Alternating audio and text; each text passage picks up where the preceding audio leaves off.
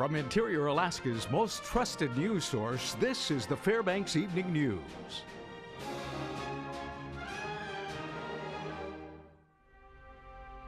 Good evening and thank you for joining us. Our top story this evening, President Barack Obama says he will ask Congress to designate more than 12 million acres of the Arctic National Wildlife Refuge as a wilderness area, much to the chagrin of Alaska's congressional delegation and elected state officials. That's right. Jamie Schwartzwald has the details in this story. This administration has effectively declared war on Alaska. That's my view of it. Strong words from U.S. Senator Lisa Murkowski at a joint press conference with Senator Dan Sullivan and Congressman Don Young in Washington, D.C. today. The wilderness designation would seal the area off from oil exploration and give it the highest degree of federal protection available to public lands. The refuge's coastal plain, thought to be rich in oil and gas, would be included in the designation. Murkowski says she, Sullivan, and Young are band together to see this action defeated. We will not stand it, we will not tolerate, and we will do everything that we can to push back against an administration that has taken a look at Alaska and decided it's a nice little snow globe up there, and we're going to keep it that way. This is classic President Obama tactic. Release a plan with no chance of passing the Congress. Meantime, take legally dubious action through executive orders to do what you know Congress won't do. Disgusting for the nation, disgusting for the people. This man, this person, has gone completely wacko. This is an attack upon the state, attack upon previous laws, attack upon the nation. Alaska Governor Bill Walker says he was ambushed by the announcement by way of a phone call from Interior Secretary Sally Jewell yesterday. He says it was not a good phone call and that he will fight the designation, quote, aggressively. This may be the final straw for us as far as frustration of saying, you know, we've tried it every other way, and I'm going to aggressively reach out to other states. We're going to be vocal, and we're going to bring other states together to say, this is just absolutely wrong. And I think they'll be sympathetic. State legislators also joined the fight, citing promises made in the Alaska National Interest Lands Conservation Act and sovereignty granted in the Alaska Native Claims Settlement Act. We are going to, I think, educate them on the meaning of the term state sovereignty. And a quote from Robert Service, Law of the North. He said, "A promise made is a debt unpaid." And we have a promise in Anilka that no more land would be taken. The first extended cold snap has arrived in the interior. Now, while it may be all the buzz on social media, Alaska State Troopers say it's important to remember that many things can go wrong in sub-zero temperatures. There are precautions to take, especially when operating a motor vehicle in extreme cold. Troopers encourage motorists to carry warm clothing because if something should happen on the drive, having layers could be the key to saving a life. It's also important to maintain proper fuel levels and to plug in when leaving your automobile for an extended period of time. Finally, a simple but important tip is to remember to turn on your headlights. During extreme cold like this morning, ice fog can make for poor visibility on the roadways, and it's important that other drivers can see you. Make sure that your vehicle has been maintained. Make sure that your lights are working fine. Make sure that if you have any problems with your brakes or any maintenance problem, make sure you get it fixed, because any problem out on the road in these temperatures, if your car breaks down, it can be catastrophic if you're at the wrong place at the wrong time and you don't have help on the way. Have at least a warm pair of gloves, a hat, and a heavy winter coat in case something happens and you have to walk a couple blocks to get yourself some help, or if you have to wait on the cold for somebody to come and rescue you. The cold temperatures are supposed to continue this week with highs in the 30 below range today and tomorrow. However, there is a light at the end of the frozen tunnel. Temperatures are expected to reach 0 this weekend. Cold weather also put a damper on after-school activities within the Fairbanks North Star Borough School District. After-school activities at elementary and middle school programs were canceled for today. Public Relations Director Joanna Carson said activities are canceled once the temperatures hit 40 below, and as of noon, the thermometer was down at -42. At the high schools, it was up to the principals to make the call on after-class activities. However, all ground transport for those activities was canceled. Carson says the regularly scheduled buses ran as usual. She also noted the 21st Century Community after-school program wasn't affected by the weather. As for tomorrow, the district says to keep an eye on the temperatures, and officials will notify parents if there are any cancellations. All right, when we come back, it was a rude awakening for families and others residing in a building on UAF when a steam pipe blew today. Also, what does it take to actually charge a person for driving under the influence? We'll examine that when we return. Stay with us. Welcome back. No one was hurt early Sunday morning in a house fire at the Executive Estates subdivision in Fairbanks. Now, the fire started in the attic and caused moderate damage to the roof. The occupants were awakened when their dog started barking about 5 a.m. and they then smelled smoke. They called 911, left the house when they saw a glow around the stove chimney. The fire was controlled within 30 minutes, but it took firefighters several hours to remove cellulose insulation that was smoldering in the attic. Pardon me, the exact cause of the blaze is still under investigation. Interior Alaska has its fair share of DUI arrests, but what does it take to actually charge a person in a court of law for driving under the influence? Stephanie Woodard gives us a look in this report. It's a scene known all too well. Sit still. Driving while intoxicated. Interior Alaska has some of the highest arrest rates. But what does it take to actually make an arrest? We have to have probable cause that the person's impaired. Impaired can be on an alcoholic substance, can be on some chemical substance. It really doesn't matter as long as their senses are impaired, they're not able to drive safely. For alcohol is the most typical one that people are arrested for, especially in the Fairbanks area. To determine if a person's impaired on alcohol, we use the standard field sobriety test. Once the accused person is arrested, charges are forwarded to the district attorney's office. It's another step in the criminal process. What kind of protocols? Is somebody been arrested? And has somebody not been arrested? If somebody's not been arrested, it's kind of a different protocol than when somebody's been arrested sitting in jail. Just because one is arrested for charges of DUI by law enforcement, or any crime for that matter, doesn't mean they will actually be charged with them in a court of law. But this is not something that's specific to DUIs. It's kind of any case for which there's been an arrest.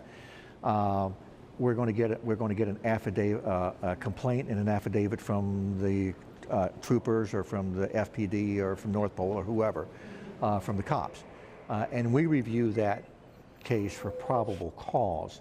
And if we find that there's probable cause, a reasonable basis to believe that the crime has been committed and that the named defendant committed that crime, then we pass it along to the court. And then the court reviews it and makes that same determination. However, troopers say if you exhibit the signs of impaired driving, it is their responsibility to keep the road safe and you will be taken into custody. I'm Stephanie Woodard reporting. There was a break in the steam and water lines on the UAF campus near the fire station this morning.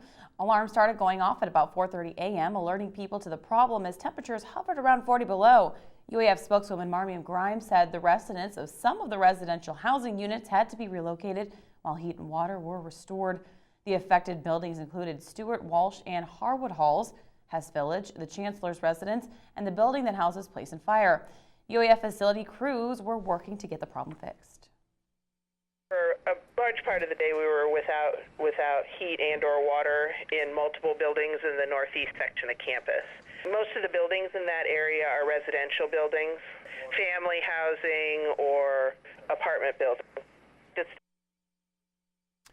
Alaska's population ages 65 and older increased by 3,388 between July 2013 and July 2014, reaching a total of 71,080 people in that age group. That is according to estimates released by the Alaska Department of Labor and Workforce Development. Among the state's 6 economic regions, the Gulf Coast had the highest share of seniors at 13%. The northern region had the smallest at 6%. Though births and migration keep Alaska's population relatively young, the aging of the baby boomers born between 1946 and 1964 has contributed to a steady rise in median age. In 2014, it reached 34.4. Okay, Joe Cook is up next with Nanook and Ice Dogs. All that and more, and the weekend recap after the break.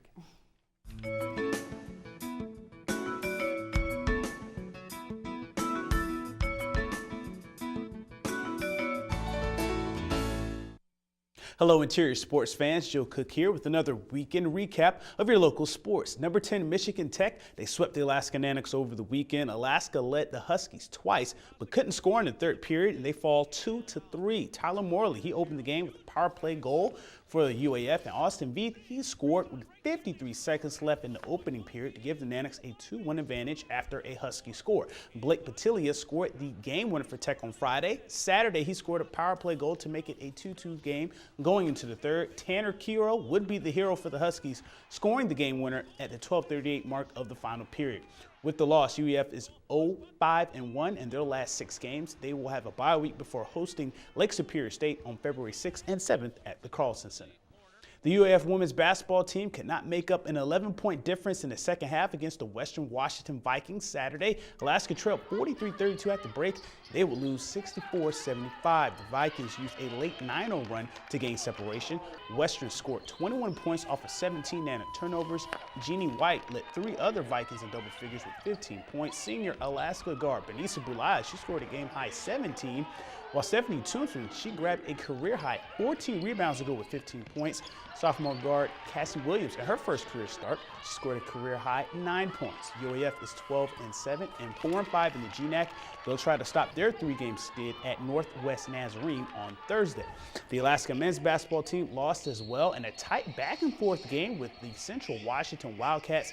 UAF overcame a 13-point deficit in the first half, and it was a seesaw game in the second. But Central would win 74-70. Ashton Edwards had a game-high 18 points for the Nanniks, while Alex Duncan, he scored a season-high 14. Despite shooting 51%, Alaska shot 13 of 22 from the charity stripe, and they were 5 of 19 from 3. Central's Don Williams led the Wildcats with 15 points in the win. UAF is now 5-12 overall, 2-7 in the GNAC with their 5th straight loss. The men's team will start a 3-game road trip Thursday at Simon Fraser. After dismantling the Wenatchee Wild 7-1 on Friday night, the Fairbanks Ice Dogs brought out the brooms on Saturday. Fast forward to the beginning of the third period, 1-1 game, and Jesper Orval scores probably the best goal of the year with the spinorama to give the Ice Dogs a 2-1 lead. He had 7 points and 6 goals in the series, but Kyle Steffen quieted the Dipper crowd with the tying goal 41 seconds later. Then, with 4 minutes left in the game, Mike Cohn, he scored the game winner for Wenatchee, falling down. Mike Bouillon, he makes 22 saves, and the Wild get the split with the 3-2 win. The brooms break as the Ice Dogs' 6-game win streak ends. The season series ends in a 5-5 tie. Our kids have some pride. We've been playing awful good hockey the last 2 months, and we have a lot of pride. And I knew we'd respond. I didn't know we'd win, but I knew we'd have a better effort tonight. We've got to figure out ways to win back-to-back nights, and in order to win down the stretch and in playoffs, you've got to win back-to-back games to advance. So we have to address that this week and figure out a way to be more consistent Friday and Saturday. And high school hoops over the weekend, the Hutchinson Hawks, they won titles at the Dean Cummings Invitational Tournament in Delta Junction. The Hutch boys, they beat the Delta Junction Huskies 57-45 for the title. The Hutch girls, they defeated the Glen Allen Panthers 45-34. The North Pole Patriot boys team, they won 45-41 over Houston for 3rd place.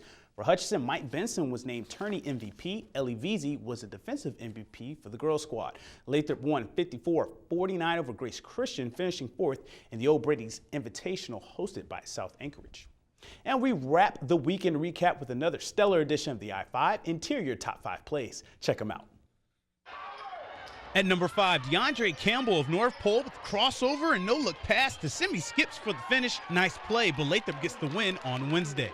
Eric Fonge of the Alaska Nanniks provides us with the number 4 play, rising for the tough and one, reversing on a defender in a 73-75 loss to Northwest Nazarene on Thursday. At number 3, check out this goal from Monroe's Ryan Michelle. The freshman forward gets this one in off the shoulder of Delta's Drew Renaud in a 5-0 win over Delta. Number 2, how about this save from North Pole's Jimmy Cully, sprawling on the goal line after the bounce in a 1-goal game and does just enough to save it. Great effort, but West Valley wins 8-6 on Wednesday. At number 1, you may have seen this on some blogs or even ESPN anchor John Buccigross's Twitter. Jesper Orval spinorama for the score, abusing Wild defenseman Dan Bailey on Saturday night. Just one of Orval's 6 goals and 7 points in his first home series, a split with Wenatchee.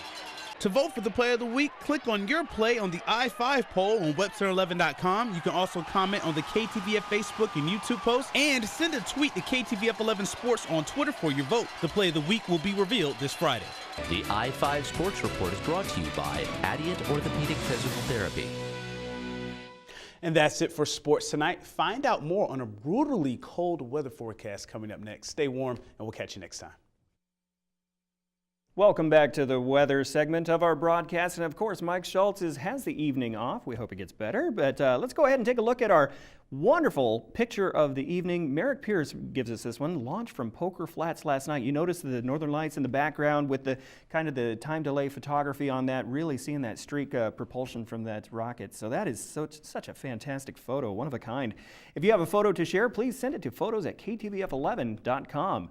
Let's go ahead and take a look at conditions in our almanac. Our high today only 29 below, can you believe it? Our low overnight was 45 below, but it can get worse. Our record low was set in 1934 at 60 below. Of course, it could be a lot better. Record high, 1991, 39 degrees. Sunrise, sunset equals 6 hours, 24 minutes. That's again about 4 minutes over yesterday. And winds are calm, barometer 30.27. Taking a look around the state, and yes, interior just frigid, especially up north as well. Barrow, 21 below. Nome, 20 below. A little better in Bethel, 9 below.